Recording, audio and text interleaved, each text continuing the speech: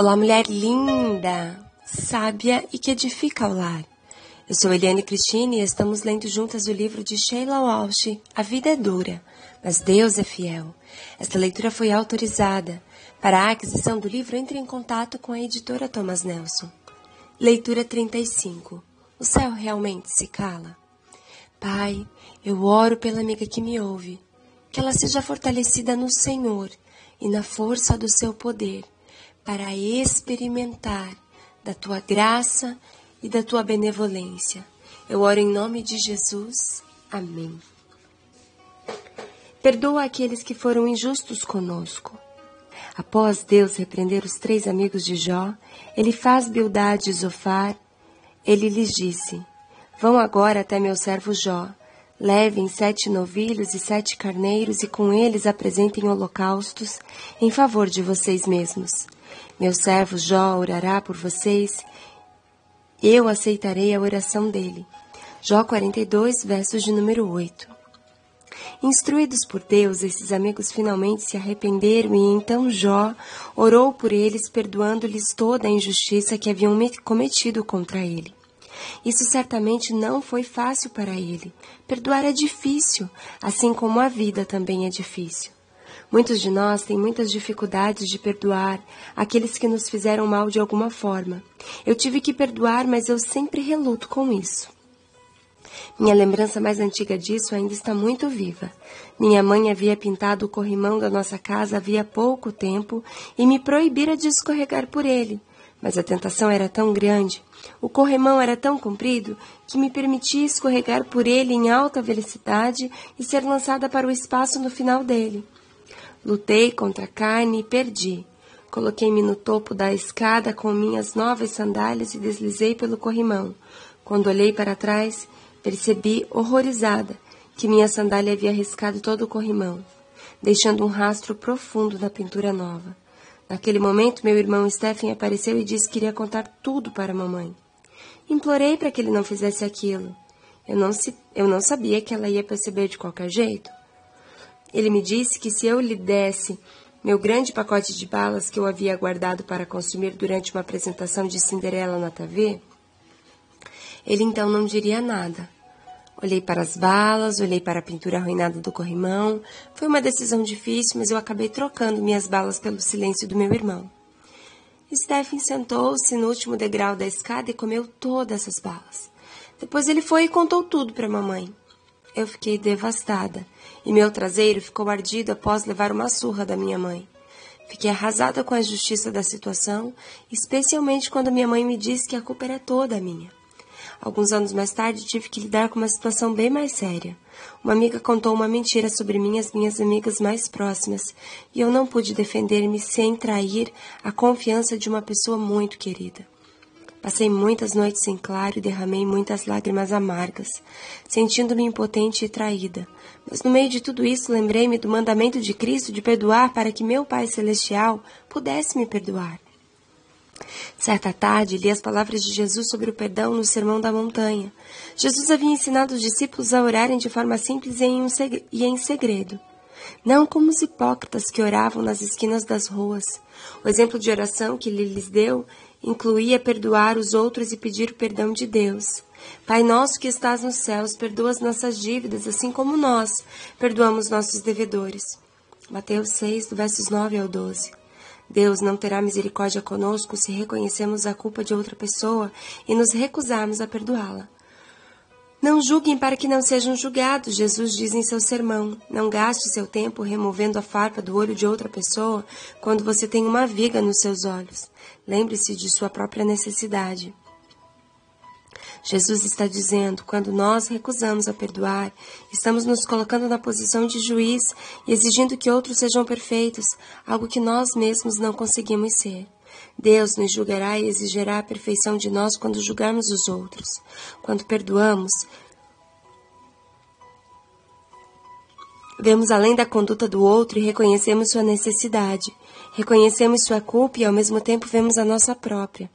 Entendemos que não encontramos justiça nesse mundo. Ela não reside aqui. Então desistimos da procura infrutífera e desanimadora por ela e estendemos misericórdia àqueles que nos machucaram. Sei de algumas pessoas que mancaram para a eternidade com feridas profundas causadas pelas correntes da falta de perdão. Como rompemos essa corrente? No meu caso, pedi a Deus que abençoasse a moça que me magoara. Pedi que ele a abraçasse, sabendo que ela devia estar se sentindo miserável por ter mentido. Lembrei-me da minha própria necessidade e finalmente fui capaz de perdoar. Quando percebia que minha raiva voltava à tona, eu novamente a levava até o trono da graça e pedia que Deus a abençoasse. Apenas ao lembrar-me de minha própria necessidade de perdão, fui capaz de perdoar. Eu não estava a fim de perdoar, mas decidi perdoar. E então senti também o desejo de perdoar. Mas a pessoa com a qual eu mais precisava perdoar era meu pai. Quando estive no hospital, os médicos me perguntaram se eu havia escrito uma carta para ele, pensei. Isso é uma ideia estúpida. Meu pai está morto, e foi isso que eu disse aos médicos. Isso será para o seu próprio bem. Eles responderam, sugeri que escreva a carta com sua mão esquerda. Se você a escrever com esta mão, será mais fácil abrir mão do seu controle. Você escreverá o que realmente pensa e sente. Esperei até sair do hospital, então sentei minha escrivaninha e escrevi com minha mão esquerda. Fiquei surpresa com aquilo que saiu de mim.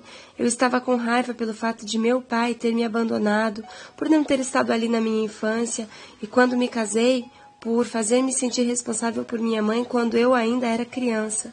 Como se tudo aquilo fosse minha culpa. Durante todos esses anos tentei ser a filha perfeita para não aumentar o sofrimento da minha mãe. Fiquei em paz quando perdoei meu pai por ser humano. Não foi escolha sua ter que me abandonar. Na verdade, ele também havia sido privado de todas aquelas experiências. E eu perdoei a mim mesma, privando-me de todas aquelas experiências. E por ter excluído da minha vida, por não ter sido capaz de lidar com minhas lembranças. Voltei para a Escócia e perguntei à minha mãe se ela sabia onde havia enterrado meu pai. Sabia que ela não havia comprado uma lápide por falta de dinheiro. Ela se lembrava e então fomos até o cemitério e ela me deixou a sós com ele. Li a carta para o meu pai, o cemitério estava em silêncio e senti um companheirismo com o meu pai que eu jamais havia sentido até então. Finalmente perdoei meu pai por aquilo que não era culpa sua. E eu perdoei a mim mesma. Outros têm percorrido este mesmo caminho antes de mim. Outra mulher esperou o fim da conferência do Mulheres de Fé para falar comigo e ela disse, tenho 70 anos e hoje à noite consegui perdoar meu irmão. 55 anos atrás, seu irmão a violentara. Ela deu à luz ao bebê e o entregou para a adoção. Odiei meu irmão e a mim mesma por 55 anos. Hoje à noite, finalmente lhe perdoei. E eu vou ligar para ele e contar o que aconteceu com Jó após perdoar seus amigos. As Escrituras nos contam que o Senhor restaurou suas riquezas e sua alegria. Na verdade, o Senhor lhe devolveu tudo em dobro. Antes possuía 7.000 ovelhas, depois passou a ter 14.000. Antes possuía 3.000 camelos, depois passou a ter 6.000. Antes possuía 500 jugos de boi, depois 1.000. Antes possuía 500 jumentas, depois tinha 1.000. E Deus lhe deu mais 7 filhos e 3 filhas. Deus espera que perdoemos. Por isso inclui a confissão e o perdão do Pai Nosso, dando-lhe assim um lugar em toda a oração. Deus ouve as nossas orações hoje, assim como as ouvia nos dias de Jó? Sim, e muitas histórias neste livro comprovam isso, como demonstra também o final da história de Candy. A ajuda veio após a oração e o jejum. Cat não teve que esperar muito pela primeira ajuda. Alguns dias mais tarde, um membro de uma equipe secreta de antigos soldados do Delta Force ficou sabendo da luta dela e entrou em contato. Ele trouxe seu grupo para se encontrar com Cat e eles planejaram ir à Jordânia e trazer Lauren de volta para casa. 3 desses homens eram cristãos e sentiam que Deus os havia enviado para lutar em seu lugar. Os homens disseram a Cat que provavelmente seriam executados se fossem pegos, mas estavam determinados a cumprir sua missão. Os homens partiram para a Jordânia, prometendo que ligariam após a missão de resgate. O código de vitória seria: o sol está brilhando. Durante um mês, Cat permaneceu ao lado do telefone esperando. Finalmente decidiu juntar-se aos homens na Jordânia. No primeiro dia após juntar-se a eles, viram o carro de Ali na rua. A missão de resgate havia começado. Fase 1. O grupo seguiria o ônibus escolar de Lauren na manhã seguinte e o pararia numa região rural. Fase 2. Fugiriam para Israel e estariam seguros assim que atravessassem a fronteira. Na manhã seguinte, uma neblina densa envolveu a cidade. O coração de Cat batia forte quando ela e os homens entraram no carro e seguiram o ônibus de Lauren. Mantendo uma distância segura, assim que o ônibus saiu da cidade, o time de resgate acelerou, ultrapassou o ônibus e o forçou a parar. Cat saltou do carro, correu para o ônibus e agarrou sua filha, que estava surpresa. De volta ao carro, o grupo fugiu em direção à fronteira de Israel. A neblina os forçou a irem mais devagar, e Cat se perguntou o que aconteceria se fossem parados na fronteira. Ela apertou Lauren contra seu peito e olhou pela janela do carro. A alguns quilômetros dali, ela podia ver a fronteira de Israel. O sol encontrou uma brecha entre as nuvens. Cat sabia que estava indo para casa. Hoje, Cat e Lauren estão juntas. Lauren ora toda noite para que Jesus toque o coração de seu pai. Cat aprendeu a não perder o ânimo diante do silêncio aparente do céu e a continuar orando. Guerras tão reais quanto as guerras na terra são travadas no âmbito celestial em prol daqueles que amam a Deus. Uau! Glória a Deus! Que nós, a despeito desse exemplo da vida de Cat, nós tenhamos nossas vidas resgatadas pelo autor e consumador da nossa fé. Que nós sejamos resgatadas de nós mesmos, de nossas réguas, dos nossos procedimentos e padrões de vida muitas vezes tão elevados, de nossas exigências, de nossa cobrança conosco mesma, que possamos ser resgatadas no dia de hoje, que possamos ser livres em Cristo Jesus. A palavra de Deus declara que foi para a liberdade que Jesus Cristo nos libertou. Seja livre, seja livre, seja livre. Eu quero ser livre. E eu desejo que você também seja livre em nome de Jesus.